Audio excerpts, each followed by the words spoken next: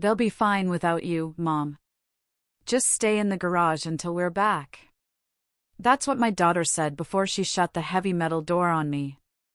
Her husband chuckled as though it was all some sort of joke, the latch clicking into place like a prison lock. And just like that, I was left alone, standing on the oil-stained concrete floor with nothing but the faint smell of gasoline and the dark hollow echo of their laughter still hanging in the air. I stood there, not moving at first, because my mind couldn't catch up to the cruelty of what had just happened. My own flesh and blood, the girl I had raised through long nights of fevers and heartbreaks, had looked me straight in the face and decided I was disposable. I could almost still hear her voice, sharp and dismissive, like she was swatting a fly. It's easier this way, Mom. You'll only slow us down. They were heading out for the weekend, some trip to the lake with friends, a shiny car packed with snacks and laughter that apparently didn't have space for me. But what stunned deeper wasn't the exclusion. I'd grown used to being overlooked in their plans. It was the deliberate humiliation of being shoved aside like clutter, like something in the way. The garage was dim, a single naked bulb swaying slightly from the ceiling, buzzing in protest. Dust clung to the corners, cobwebs laced the windows I couldn't reach. The family car sat before me, polished and smug, taking up the center as though mocking me with its usefulness. I pressed my hands against the cool metal of its hood, feeling the steady silence within. That car had carried me to hospital visits, grocery runs, school drop-offs. It had witnessed my sacrifices. Now it stood between me and freedom, between me and dignity. At first, I waited. Maybe they'd come back, maybe this was some cruel prank they'd undo with a laugh and an apology. Minutes stretched into an hour, though, and I knew better. Their laughter had faded into the distance along with the sound of tires on gravel. I walked slowly around the garage, touching objects like I needed to remind myself I was real. Old paint cans, a cracked broom, boxes of holiday decorations. The smell of dust and rubber filled my lungs until it became suffocating. I felt like I was shrinking, pressed into invisibility by walls I had helped pay for, in a home where I now felt like a stranger. I sank onto the wooden step by the inner door that led back into the house, locked from the other side. My chest tightened as I thought of how I had ended up here, decades of giving myself away piece by piece until nothing seemed left that belonged to me. My daughter hadn't always been cruel, or maybe she had, and I had refused to see it, mistaking entitlement for youthful impatience, arrogance for independence. I remembered her as a little girl tugging at my skirt in grocery aisles, asking for sweets.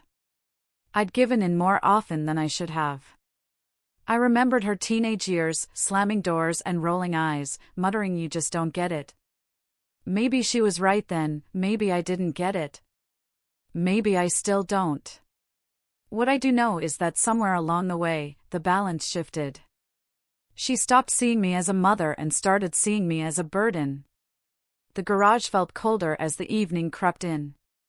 I wrapped my arms around myself, my stomach growling faintly. They hadn't even left me food. My eyes landed on the car again. Its keys still hung on the hook by the door. I stared at them for a long time. My heart thudded, because in that moment, I realized something I had almost forgotten. I wasn't powerless. I stood, knees aching, and reached for the keys.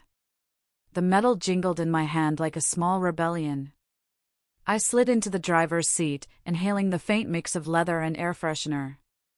The steering wheel felt familiar under my palms, grounding me, reminding me that once upon a time, I had driven everywhere. I had been the one in control, guiding my daughter to ballet recitals, to school, to birthday parties. I had been trusted, needed. I didn't turn the ignition. Not yet. Instead, I sat there, my reflection faint in the dark window, and let myself feel. The humiliation, the anger, the aching loneliness that had been building for years but was now impossible to ignore. They thought they could laugh at me, shove me into a corner, and I'd just sit quietly, waiting like an obedient shadow. But shadows move when light changes.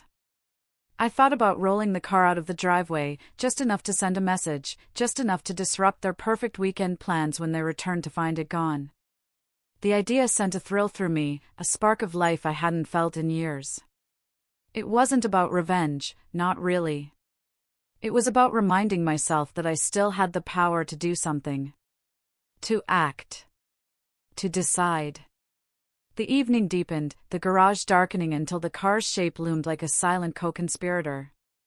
I whispered aloud, surprising myself with the sound of my own voice, "They don't get to laugh at me." My voice cracked, but it was steady enough.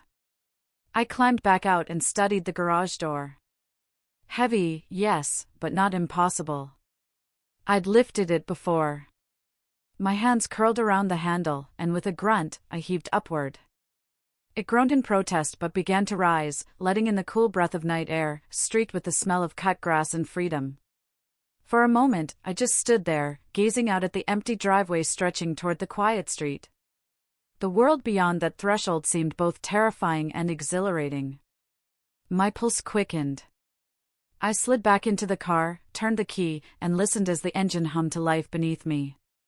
A sound so ordinary, yet it filled me with something fierce and defiant. My hands trembled on the wheel, not from fear, but from awakening. I shifted into neutral, foot on the brake, and released it slowly. The car began to roll, inching forward, obedient to my will. The garage door framed the night like an open stage, and I let the car drift into the world beyond. The driveway sloped downward, and momentum took over. I felt the pull, the rush, the undeniable truth of motion.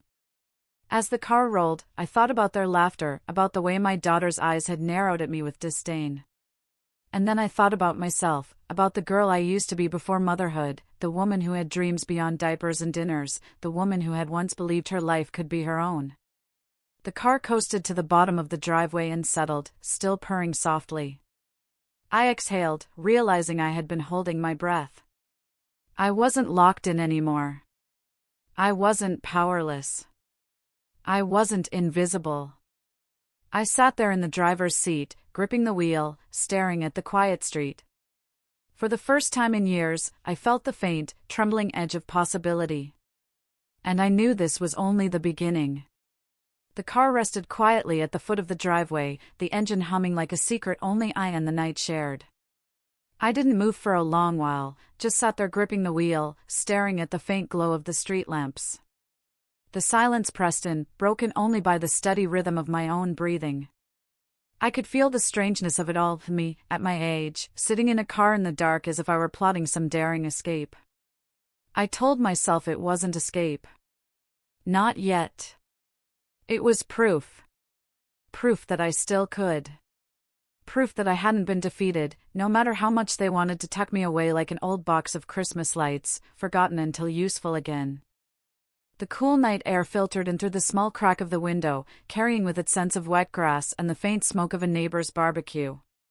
The world outside was alive, unaware of the humiliation that had unfolded inside my own walls. That made me ache, the thought that pain this sharp could exist without anyone noticing. My daughter and her husband were out there, laughing, sipping drinks, not once thinking about me. And I was here, clutching at scraps of dignity like a woman drowning in shallow water. I could have driven away right then. My hands hovered near the gear shift, the thought pulsing stronger with each second, go. Just drive. But another voice whispered back, steady and cautioning, and where would you go? That question had weight. The truth was, I didn't have an answer. My sister lived 3 towns over, but we hadn't spoken in years, not since the inheritance arguments after Mother passed. Old friends had slipped away with time, busy with their own families. And hotels, well, I hadn't stayed in one alone in decades. I sighed, leaning back, my body sinking into the seat. The leather was still warm from the day's sun, and I let myself close my eyes for a moment. My thoughts drifted back to when this car had been brand new, my daughter squealing in the backseat as I drove us home from the dealership.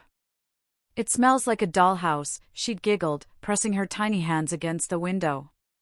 Back then, she needed me for everything. Back then, I was the sun she orbited around. Now, I was the garage clutter she locked away. Anger prickled at the edges of my chest, not hot and wild, but slow and steady, like coals that refused to die. They thought I'd just wait there all weekend, invisible, hungry, humiliated. No one who truly cared could have left me like that. My daughter, my only child, had laughed as she turned the key, laughed while sealing me into that stale air. The sound of it replayed in my mind like a cruel melody I couldn't shake. I needed to do something. Something that reminded me I existed outside of their dismissal. I shifted the car back into drive, rolled it a few feet farther down the street, then parked beneath the canopy of an old oak. Hidden from their driveway, hidden from their smug certainty that they had me controlled. It wasn't far, but it felt like rebellion. I sat there for what might have been an hour, listening to the ticking of the cooling engine. My stomach growled again, reminding me I hadn't eaten since noon. Normally, I'd be fussing in the kitchen at this hour, stirring pots or slicing fruit for anyone who wanted it. Now, no one was asking. No one even cared if I ate at all. I laughed softly, bitterly. All those years of service, the meals, the cleaning, the endless caretaking, and this was what it came to. I had traded myself away piece by piece, thinking love would repay me in kind. Instead, I had been reduced to an inconvenience. I tapped my fingers against the wheel, thinking.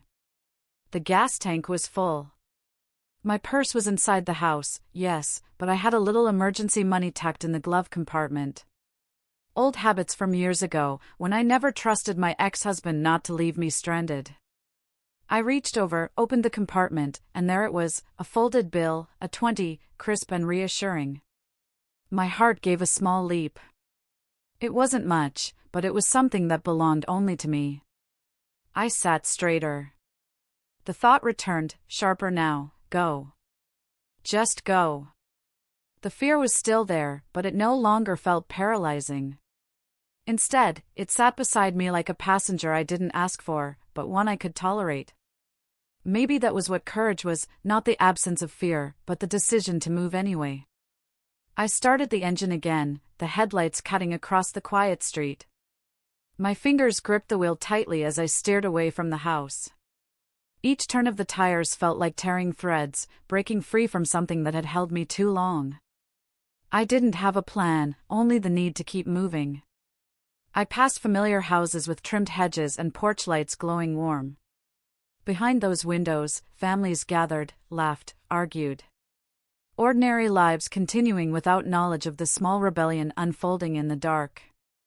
At a stop sign, I paused longer than necessary, my mind flickering with old memories. The first time I ever drove alone, 19 years old, hands shaking, my father's proud nod as I pulled out of the driveway. The freedom I had felt then, the sense that the world stretched open wide.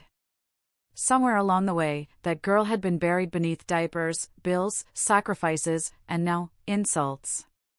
But she wasn't gone. I felt her stirring. I drove past the town's edge, where the streetlights thinned and fields stretched out on either side. The night sky hung heavy with stars, clear and sharp. It was strange how quickly the air changed, cooler and fresher away from the houses. I rolled the window down fully, letting it rush against my face, and for the first time in years, I smiled without forcing it. I found myself pulling into a small diner by the highway, its neon sign flickering open 24 hours. My hands trembled as I parked, the absurdity of it hitting me sitting outside a diner in the middle of the night, with nothing but $20 and a bruised heart. But I didn't turn back. I couldn't. Inside, the diner smelled of coffee and fried onions, warm and comforting in its own greasy way. A waitress with tired eyes handed me a menu. I ordered the cheapest thing I could, black coffee and a slice of toast, and slid the bill across the counter. She didn't look twice at me, didn't ask questions. To her, I was just another customer. To me, that was freedom. I sat in the corner booth, sipping the bitter coffee, staring out at the highway lights. My reflection stared back faintly from the glass, an older woman with lines etched deep around her mouth, eyes shadowed but not yet defeated. I studied her, really studied her, and realized I hadn't looked at myself like that in a long time. The toast arrived, butter melting into golden squares, and I ate slowly, savoring each bite like it was more than bread. It was proof of survival. Proof that I could step out into the world and exist on my own terms, even if only for a night. I thought of my daughter then, probably laughing by the lake, drinking, surrounded by people who found her charming. I wondered if she'd even notice I was gone when she returned. Maybe she'd be annoyed, maybe even angry. But beneath that, maybe she'd realize something else, that I wasn't waiting quietly anymore. The idea didn't make me sad. It made me stronger. When I finished my meal, I wrapped my hands around the warm mug and whispered again, the same words I had spoken in the garage, "They don't get to laugh at me." Only this time, I believed it. And for the first time in years, the night didn't feel like a prison. It felt like possibility. The coffee sat warm in my stomach, anchoring me in a way I hadn't expected.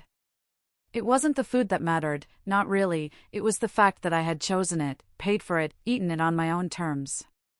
For years, my life had been measured by what others needed, meals prepared when they were hungry, errands run when they asked, silence kept when they didn't want to hear my voice. But here I was, in a cracked vinyl booth at a highway diner, deciding for myself. I lingered longer than necessary, tracing circles on the rim of my mug. The waitress had moved on to chat with a truck driver at the counter, their conversation low and comfortable, as if the night hours belonged to them. I felt both like an intruder and like someone who had stumbled into a secret world where no one expected me to play the role of mother, or grandmother, or burden. But when I finally stepped back outside, the night air cooler now, sharper against my skin, the fear returned. The car sat where I'd left it, steady and loyal, but the question that had followed me from the garage whispered again, where now? I had no destination. My daughter had made sure of that, though maybe I had too. I had poured so much of myself into being available for others that I had never built a place of my own. I had no cottage to escape to, no hobby that had grown into a second life. My entire identity was woven into the walls of that house, and yet I didn't belong there anymore. I slipped back into the driver's seat, fingers brushing the steering wheel like it might give me answers. For a moment, I considered just driving until morning, until exhaustion forced me into some cheap motel. But the thought of lying in a strange bed, alone with my thoughts, felt unbearable. So instead, I drove slowly, letting the car choose for me.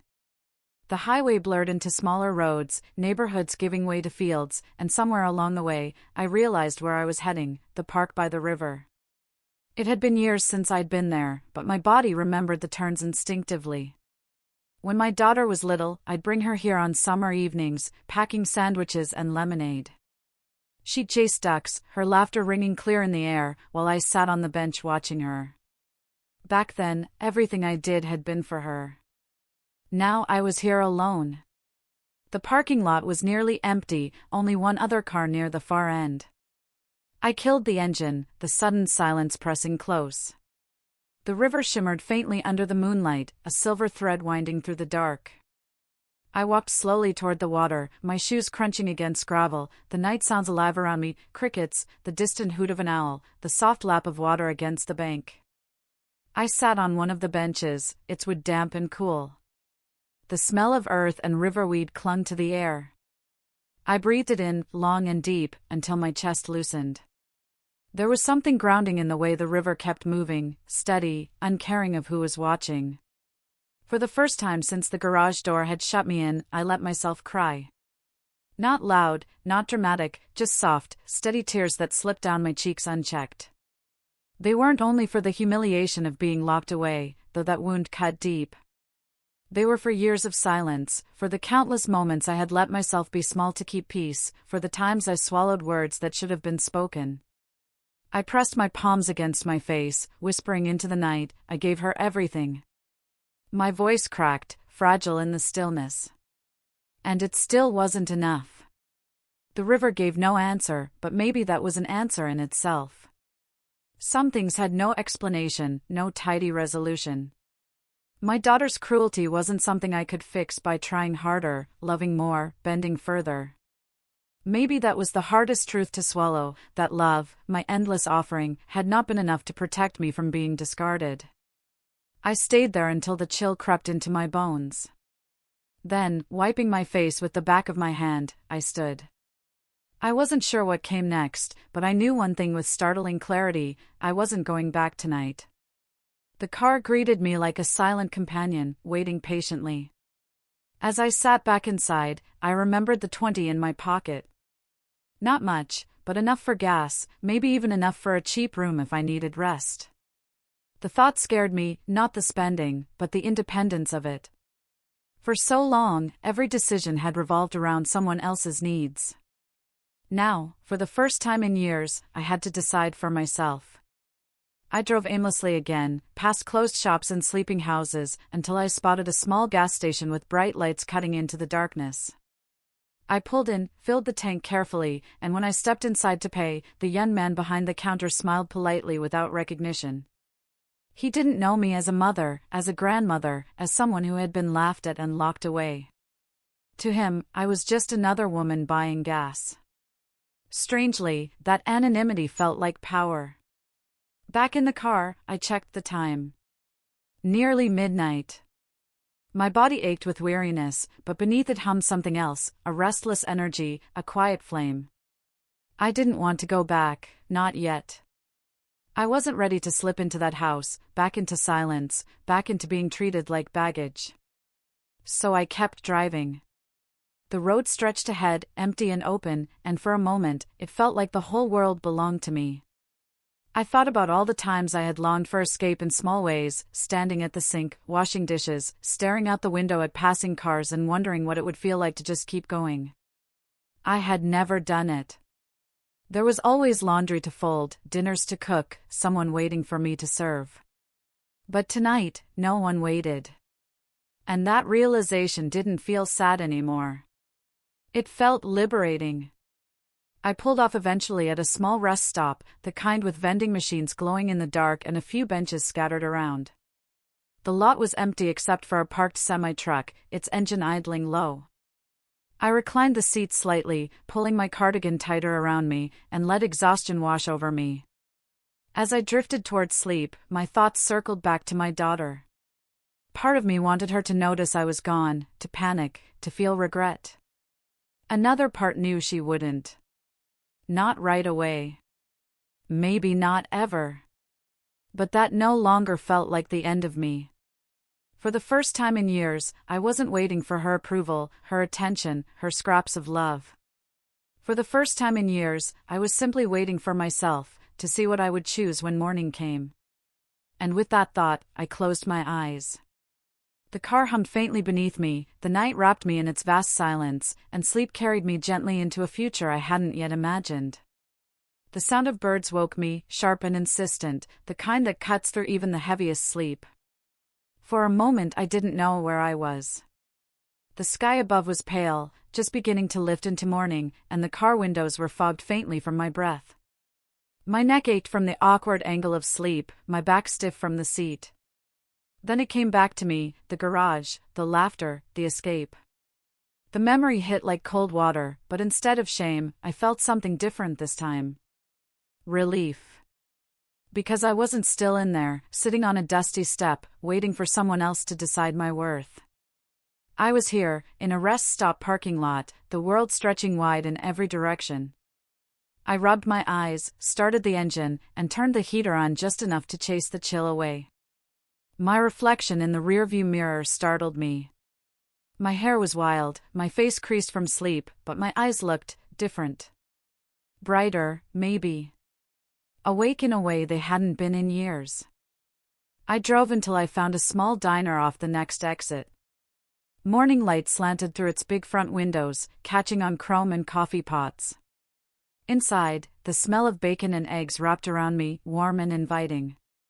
I slid into a booth by the window, ordered pancakes and coffee, and when the plate arrived, steaming, golden, stacked high, I felt tears prick my eyes. Not because of the food itself, but because I had chosen it.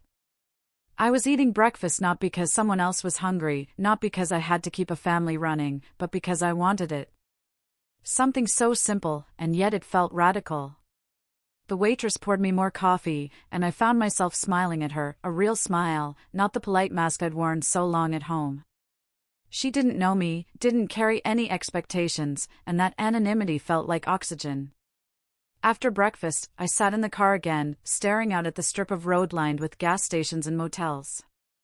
I had maybe $15 left. Enough for another meal, maybe two, if I was careful.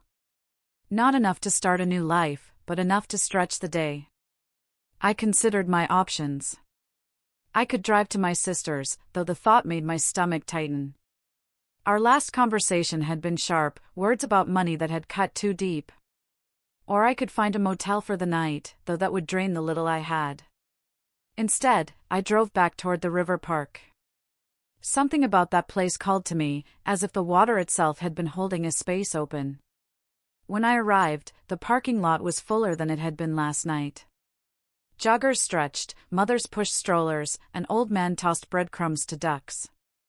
Ordinary life unfolding, none of them knowing how extraordinary this place felt to me. I walked slowly along the riverbank, watching the water ripple and shift. My steps fell into rhythm with its current, and I felt lighter. A woman passed me, smiled, said good morning. It startled me. How long had it been since a stranger acknowledged me without dismissal, without expectation? I murmured a return greeting, and my chest ached with something almost like joy. I sat on a bench and let the sun warm my face. For a while, I simply breathed. It struck me then how little of my life had been spent like this, still, present, noticing. I had always been moving, doing, fixing. And when I stopped, it was usually because someone else had stopped me, not because I had chosen to. Now I was choosing. As the day stretched, hunger returned, sharper this time. I walked back to the car, debating. Spend the money on another meal? Or save it, in case I needed gas? My stomach growled, making the decision for me. I drove into town, found a small bakery with a chalkboard sign boasting fresh rolls $1 each. Inside, the air smelled of yeast and sugar, and I nearly wept at the kindness of it. I bought 2 rolls, warm in a paper bag, and carried them back to the car. Sitting there, tearing into the soft bread, I thought of all the meals I had made for others. Platters of roasted chicken, soups that simmered for hours, cakes decorated carefully for birthdays. And here I was, eating bread alone in a parked car, and it was enough. Better than enough. Because it was mine. By afternoon, fatigue settled heavy. I parked again by the river, reclined the seat, and let myself nap in the sunlight. When I woke, shadows were long, the sky brushed with evening colors.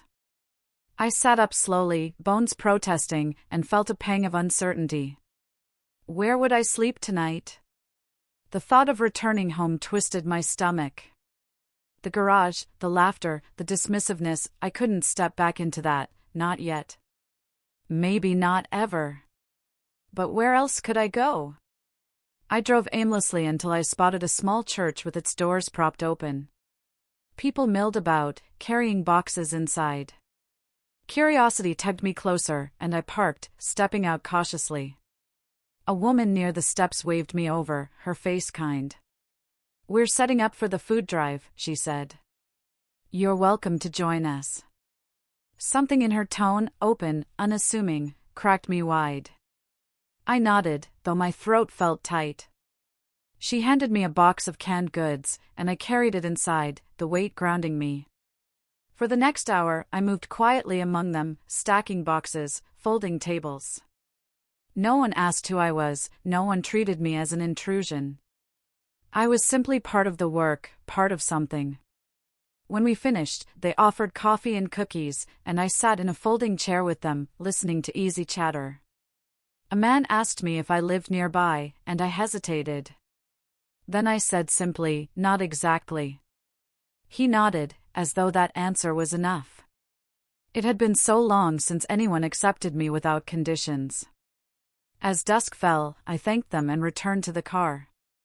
My body was tired, but it was the good kind of tired, the kind that came from doing something that mattered. I drove back to the rest stop, parking in the far corner, and curled beneath my cardigan again. The night felt softer this time. Less like exile, more like possibility. I thought of my daughter then. What would she say if she saw me now, living out of the car she thought was hers to control? Would she laugh again? Would she sneer? Maybe. But for once, her reaction didn't feel like the center of my world. Because tonight, for the first time in decades, I wasn't measuring my worth by her. I was measuring it by the quiet steadiness in my chest, by the small courage it took to stay away, to carve out space for myself, even in a parking lot. I closed my eyes, whispering into the dark, "I'm still here." And the words didn't sound like desperation. They sounded like truth. Morning came slower this time. I woke not to birdsong, but to the sound of a broom swishing across pavement, a man sweeping near the rest stop. The air smelled faintly of dew and diesel, and my body ached from another night in the car. Still, I felt something I hadn't expected: steadiness. The fear that had clung to me 2 nights ago was loosening, thread by thread. I stretched, smoothed my hair as best I could in the rearview mirror, and started the engine. The fuel gauge dipped just under half. Enough to last the day if I was careful. I drove back into town, not toward my house, but toward the church I'd stumbled into yesterday. They were there again, unloading crates, setting up tables. When the kind woman spotted me, her face broke into a smile. "Back so soon," she said. I found myself smiling back, shy but genuine. She handed me another box, and without hesitation I joined in. The work was simple: stacking cans, sorting bread loaves, handing bags to people who came through. Yet each motion felt like a stitch, mending something torn inside me. Here, no one knew I was the mother locked in a garage. Here, I was simply useful. By noon, my arms ached but my heart felt strangely light. One of the older volunteers offered me a sandwich, and I accepted, eating it slowly in the shade of the church steps. It wasn't charity that burned my pride, it was kindness, freely given without strings. As I chewed, I thought about my daughter. By now, she and her husband would be back from their trip. They'd pull into the driveway, laughing, carefree, only to find the garage empty and the car missing. For once, I didn't imagine her face with guilt or regret. I imagined annoyance, even anger, and I realized I didn't care. Her reaction didn't dictate my reality anymore. When I returned to the car later, the paper sandwich wrapper folded neatly in my lap, I caught my reflection again. I looked older than I remembered, yes, but I also looked alive. The hollowness that had been swallowing me these last years had cracks now, and through them, light was seeping in. I didn't have a plan for tomorrow. I didn't know where I would sleep tonight. But I had today. I had a car, a body still strong enough to work, a will that hadn't been broken after all. And I had one truth I couldn't ignore anymore: I could never go back to being the woman who sat quietly while they laughed at me. Maybe I wouldn't have much. Maybe my life from here would be modest, even lonely at times. But it would be mine. That realization settled deep, steady as the hum of the engine when I turned the key again. I drove back to the river, parked beneath the old oak tree, and let the wind move through the open window. For the first time in decades, I felt like the air around me wasn't borrowed. It belonged to me. And so did I. By the time evening folded itself across the sky, the world around me seemed quieter, softer than it had in years. I sat on the same bench by the river where, just 2 nights before, I had broken open in tears. Now, the same water slipped past, dark and shimmering, pulling leaves and broken branches downstream with effortless grace.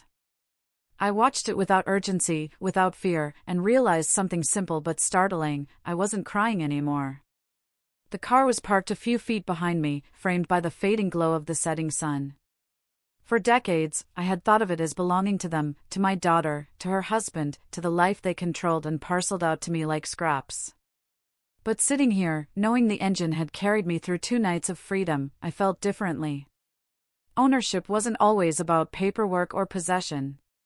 Sometimes, it was about the claim you staked when no one else believed you could. In that way, the car was mine. Not because I had taken it, but because I had chosen to drive it toward myself, and not back into their cage. I thought about them, my daughter, her husband. By now, surely they were home. I could almost hear it: the slam of the car door, the click of the garage opener, the gasp when they saw the empty space. I pictured her face, pinched with anger, the sharp tilt of her chin, the words forming on her lips: "Where is she?" Once, that thought would have shredded me. Once, I would have gone racing back, heart thudding, apologizing before she had even opened her mouth. I would have been desperate to make her less angry, desperate to show her I could still be useful, desperate to belong. But tonight, sitting by the river with the cool air brushing my cheeks, I realized something powerful. Her anger didn't belong to me anymore. Her disappointment, her criticism, her laughter, none of it defined me. They could rage, they could sneer, they could twist my absence into whatever story they liked. That wasn't mine to carry. The truth was simpler. I was here. And that was enough. The sky deepened into indigo, the water turning nearly black, and I let myself linger in the sound of it, the low lap of waves, the rustle of leaves above me. For so long, silence in my life had meant tension, waiting for someone else to fill it with demands. But this silence? This was mine. It wasn't heavy. It was wide, expansive, like a field I could finally walk into. When darkness wrapped the park, I stood, stretching stiff legs, and walked back to the car. My cardigan smelled faintly of river air and sweat, but I pulled it tight around me anyway. I didn't drive far. Just to the church lot again, where the faint glow of a single light spilled from the hall window. I sat in the car, watching shadows move inside. People laughed, chairs scraped, someone strummed a guitar. I didn't go in, not tonight. I didn't need to. It was enough to know I had found a place where kindness lived, where I wasn't invisible. I leaned back against the seat, closed my eyes for a moment, and let myself whisper, "I'm still here." The words didn't tremble this time. They weren't a plea. They were a statement, solid and steady. I thought back to the garage. To the sound of their laughter, cruel and careless, as they pulled the door shut. I had sat there, stunned, humiliated, my dignity crumbling like dust. But what they hadn't realized was that the moment they locked me away, they had also unlocked something in me. They had handed me the proof I needed, that staying would destroy me, that my silence had bought me nothing but contempt. They thought the garage was the end of me. But it had been the beginning. I closed my eyes again, exhaustion wrapping me like a blanket. I could sleep here tonight, safe enough in the shadow of the church. Tomorrow, I'd figure out the rest.